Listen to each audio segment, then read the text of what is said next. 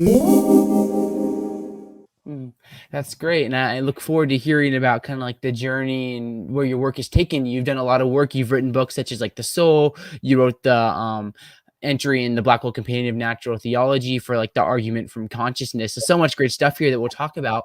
But I think just to start off, can we talk about just like what is consciousness? Because it's such a simple thing because we all experience it, but at the same time, it seems very hard to like kind of define and kind of like understand what it is. So if I was to ask you, like, what is consciousness? Yeah, good question. I think the first way to define it is by what is called an ostensive definition, and that's to define something by simply pointing to an example of it. So you might say, well, by the color red, I mean that right there, pointing to an apple. Now, one of the interesting things about this act is that a lot of times we define one term in terms of another, like bachelor in terms of unmarried male. Mm-hmm. But we can't keep defining words in terms of words, because if we do, the words they'll curve back on themselves into a circle or a web, and we'll never define anything by the world itself.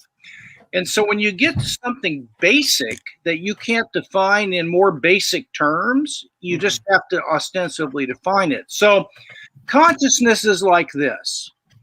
You've been under surgery, you're in the recovery room, and suddenly you start smelling medicine. You feel a slight throb in your knee.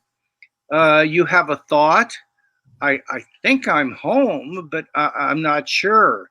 And then you hear something rustling around, and then you feel thirst and desire a drink of water. What is happening is you're regaining consciousness.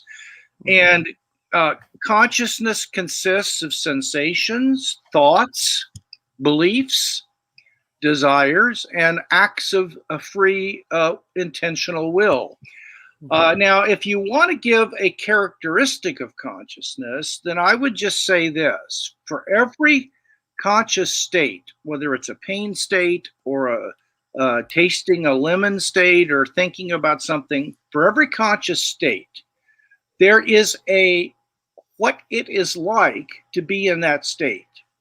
So there is a what it's like to feel pain. That's different than what it is like to taste strawberry ice cream or something. And we know the difference between those two what it's likes just by being aware of them. There's a what it's like to be thinking about something or desiring lunch. So consciousness is that for which there is a what it is like to it. Animals have consciousness, and at least fairly far down. You get down to organisms that we're not sure, but earthworms, for example. But that's what consciousness is, and it comes in, like water comes in three states: solid, liquid, and gas. There are 5 states of consciousness: sensations, thoughts, beliefs, desires, and acts of will.